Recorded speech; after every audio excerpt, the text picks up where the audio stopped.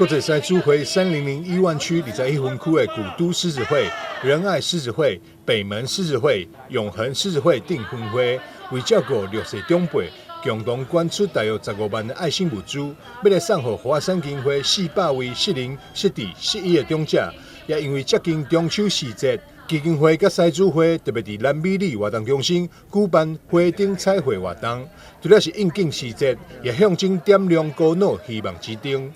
刚才足久无野花灯，我来10单啦，从我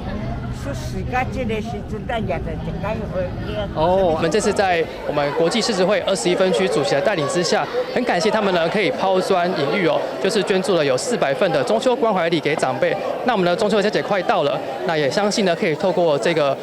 中秋佳节的关怀礼的这个抛砖引玉的部分，可以得到呢更多社会大众的一个支持跟温暖哦。那目前呢，其实目前在整个环境的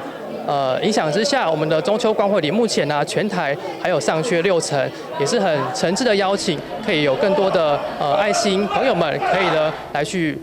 将这份温暖送给长辈。